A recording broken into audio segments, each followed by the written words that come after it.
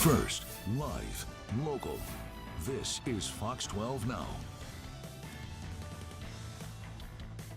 And hello, everyone. Welcome to Fox 12 Now. I'm Greg Nibbler. As always, appreciate you joining me here. We start live streaming every weekday at 1 p.m. Pacific, broadcasting on our apps, on our website, on social media, so all those different places where you have already found us, of course. So thank you for doing so. We cover a lot of topics on here, but right now, we, as you can see in the lower third, are going to be talking about a comedy duo who has been in Curb Your Enthusiasm, Always Sunny in Philadelphia. You've heard them on sports radio and television and a million other things, and they're going to be here in town performing stand-up comedy once again here in Portland. I am joined by Randy and Jason Sklar, the Sklar Brothers. Guys, it is so good to see you, and as we were talking about here right before we came on, I love that you've matched up your backdrops just for both of us.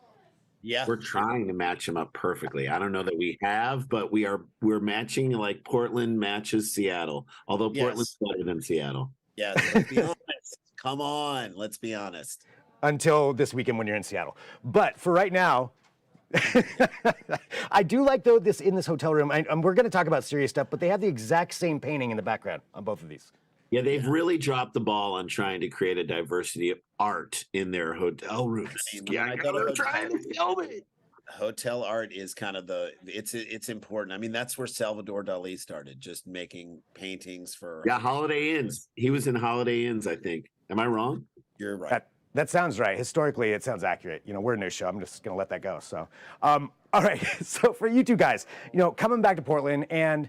This is someplace I know you visited before, but over the years, talk to us about Portland. What are your thoughts on this place?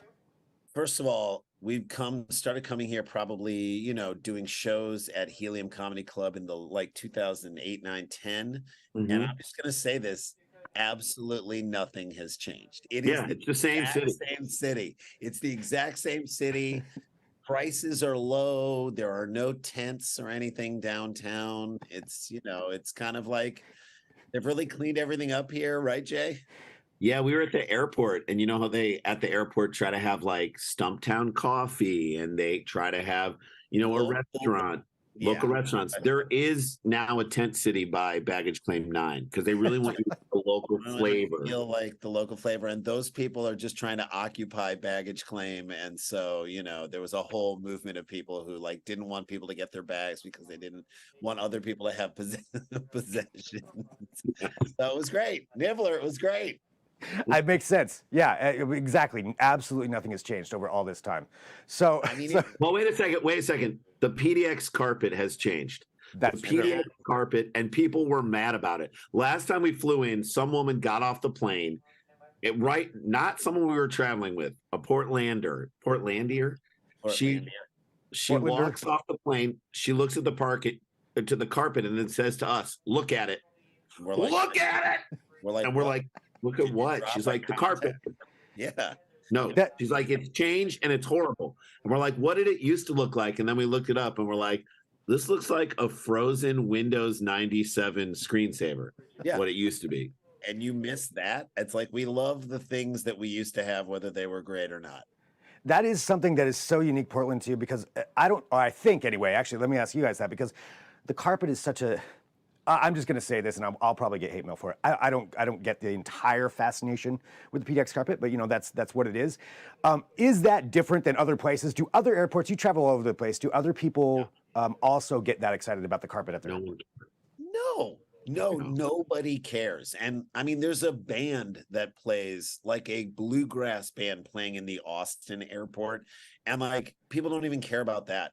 Like a full band is playing in there, and we're like, "You guys don't care about this?" They're like, "Yeah, it's okay. It's gotten too commercial." We're like, "The bluegrass band is too commercial. What other airport?" So people don't care. But in Portland, they're looking down. They're like, "Are you kidding me? This isn't the same design that it used to be. This airport." Some woman shouted, "The carpets don't match the drapes," which I'm like, "What does that mean?" What does that mean? You know what? We'll leave that up to interpretation. Yeah. What does that mean? All right. For something else to ask you guys, since we're on the Portland subject, what is it about performing in Portland that is unique or different compared to audiences in other places? So I think the Portland audience is certainly very smart, very self-aware of all this stuff. Like you can launch into an entire thing about the Portland, the PDX carpet, and they're with you 100%. There's like a common sort of, spoken language here that is amazing. And you literally, it's like you draw the outlines of what you're saying and they can fill in the gaps. And so, typically when we do our material, we feel like we can go to the smarter edges of the stuff that we're doing. And we know that the crowd is going to go with us. And a lot of comedy fans here. Don't you agree, Jay? Yeah, it's a town that supports art, which that's a great beginning, like artistry and music, and lots of great stuff has come from Portland and makes its way up here. So that on a Thursday night, we're doing a show on a Thursday night, and I think we're going to sell it out. And that just goes to show you the Thursday after New Year's, that there's still an appetite for people coming out and supporting art. And for that reason, you love Portland. If I had one wish, Greg, it would be that more people would ride around Portland on the bikes that are like so tall, like 10 feet tall. Like, I just don't think there's enough of that going on in Portland. So, I mean, I'm just going to put that out there. You guys can do that. You know what I'm saying? Those giant ones. Or like if somebody's riding on like a recumbent unicycle, I'd be down with that. And I'd like people to use the word artisanal more. I don't think they use it enough, Greg. Has anybody attempted to use that in comedy at all? Artisanal comedy? Like in a serious way? So all of our comedy, and we should let people know who are coming out to this show, is farm to table. It is. It's organic. It's recyclable. We have some heirloom jokes. From the funny farm and put it right to your table. There we go. It's all right there. It's very, very Portland. And again, I want to remind everybody, so Helium Comedy Club, this is Thursday. You're performing there. One show, only one show. Well, unless we sell it out, we'll add another. How about that? There we go. On you, Greg. It's going to happen. There it is. So possibly two shows. But still, coming back to Portland, all right, there's something else we got to talk about, because I know for you guys, I was watching on social media, of course, everybody was watching the game that just happened the other night. And it's anybody who knows you two knows it's not a secret that you are Michigan Wolverines fans. And being the Northwest, look, this isn't exactly Huskies country, but it's close enough. We're close enough to it. We got a lot of Washington State and Oregon fans here, but still, it's our Northwest team. Huskies making it in there to the national championship. Tell me your thoughts on this. And I guess to start off, you got to perform for the Michigan Alumni Association or alumni group or like supporters group. What exactly was that you were at? So that was the pep rally that went on the day before. And we were performing it was interesting, like USC allowed the Michigan alumni to occupy their basketball arena, the Galen Center. And our opening joke was, it is so nice to be here in the house that USC built and then gave to Reggie Bush's parents. So we took a shot.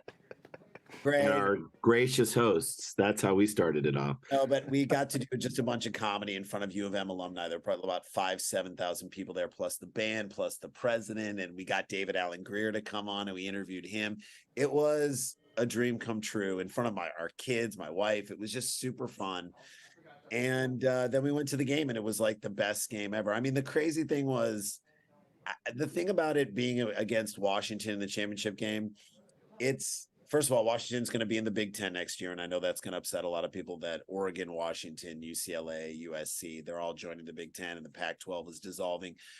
I like Washington. I like Washington as a university. I love their football team. I love the quarterback. I love their fans. It's kind of like there's no hatred there. It's not like playing Ohio State. It's not even like playing like a Southern school. Like we played Alabama, and I just was like, oh, Alabama. Was not happy. Like when they're No, I love Washington. Like 13 of Sean Kemp's 35 children went to Washington. So I think like if you like basketball, then you support Sean Kemp's children.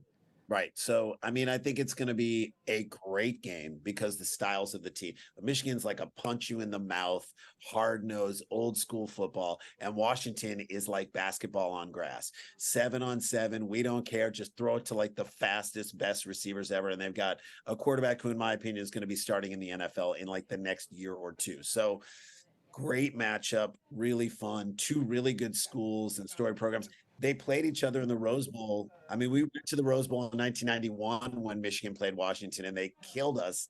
And then 2 years later, we beat them. So it's a great rivalry. It's going to be really fun. And we are going to the game, by the way. I noticed that you're going to be actually performing in Houston, coincidentally, right before this is happening. Did you already have your tickets to go to the game before Michigan got in there?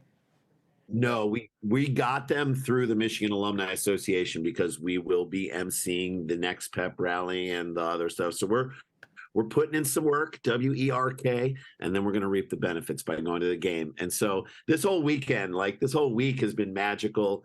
And right in the hammock, right in the middle is getting to do a show here in Portland, which is just a treat. Treat of all treats. Brings it all together. Yeah, right there, right coming here to the Northwest. I mean, it's Portland. Like, everything in Portland is one. There's so much casual stripping in Portland. There was a strip club in the airport. I don't know why that needed to be there, and I don't think it needed to be close to the Tillamook airplane where the kids were playing. But I still think it's Portland. I'm not sure if it was sanctioned, but that happens though. that might have just been a dad who couldn't take it anymore and decided he was getting too hot. Getting loose. All right, so again, Thursday, you're going to be here. That is what is it? Wednesday. So tomorrow. So people have a chance to get the tickets. What can people expect when they go to a Sklar Brothers show? I know, but for everybody else out there, for the people who maybe have not seen you before, what can people expect when they go to see the Sklar Brothers perform? Jay, lay it out. All right, so it's tag team comedy or two-man comedy. Unlike the old teams of comedy, there's not a straight man and a funny man. It's sort of rapid fire, back and forth. Like people have said, the cadence of our comedy style is like that of the Beastie Boys raps. I think there's some truth to that. It's going to be a lot of material from our lives about parenting, some material about Portland, definitely some material about what's going on currently in the world. And it's just a fun night, unlike other stand-up, because it's two people on stage. It's a unique experience, and we have an incredible opening act for us. He's local, and he's on one of the best podcasts out there, All Fantasy Everything. His name is Sean Jordan. He's incredible, so funny, so talented. So the whole show's gonna be great. The whole show's gonna be great. This is the way I describe our comedy. It's like if you've ever listened to a podcast on 1.5 speed. That's what it's like. It's like a lot of stuff coming at you, and it's a really entertaining night and something like that you don't ever see. Plus, to sit in a room full of people after having gone through the pandemic, realizing how important and special that is to sit in a room full of people and laugh. It's, to me, the greatest sound ever. So we love it every time. We don't take it for granted anymore, since there were like 2 years that we couldn't do it. So we are just excited, and I do believe this show is going to sell out. So I would get tickets now. Get your tickets. And I will say, just from a personal experience, it is one of the funnest shows that you could ever go to go see the Sklar Brothers perform. I mean, it's unique. And on top of that, I didn't know Sean was opening up too. So that's even just like an extra added bonus on there. So, well, all right, you guys, anything else that you want to say to the people out there who are considering buying tickets right now? Jay, what do you want to say? We're like Blue Star Donuts. You got to get there quick before the donuts run out. Like I remember we went to Blue Star Donuts one time right as it was opening, and we walked in and they're like, "We're out of everything." We're like, how are you out of it? The door's open and we're the first in line. They're like, "We're out of it. We're out of it. We're out of it." I'm like, "What do you want?" They're like, "We have like baby hair and dumpster juice." I'm like, "That's not a donut. Why?" So get your tickets fast. We want to see you guys there. Get your tickets, everybody. Randy, Jason, awesome to have you on here. I'll see you tomorrow. And, always so good to talk to you guys. And so for everybody out there, heliumcomedy.com, you can go pick up your tickets right there. Go follow everything the Sklar Brothers do. And also, best of luck for the Wolverines. Thank you so much. See you too. All right. See you guys later. Thanks, guys. All right, we will continue on here with our show. So Randy, Jason, that was so awesome to have them on here. So for Fox 12 Now, if this is your first time watching, we live stream here every weekday, 1 p.m. So I'm going to continue on. We've got some more stuff coming up, though. We are going to be talking about, actually, the Portland Thorns being sold to Raj Sports. So Portland Thorns, as you know, have been up for sale for a while. Finally sold now to Raj Sports, the owner of the Sacramento Kings. So we're going to be talking to the Rose City Riveters about their thoughts on that. We've got a lot of coverage coming up. If you are watching on social media, you'll see this video end. I will be broadcasting, though, continuing on the apps and the website. So great time to download the Fox 12 Oregon app, get that into your phone, onto your television, wherever you're watching, and we can continue on there. We've got a few extra things, some bonus things that you don't get on social media on there. Otherwise, I'll talk to you again at 1:30 p.m. I'm Greg Nibbler. This is Fox 12 Now.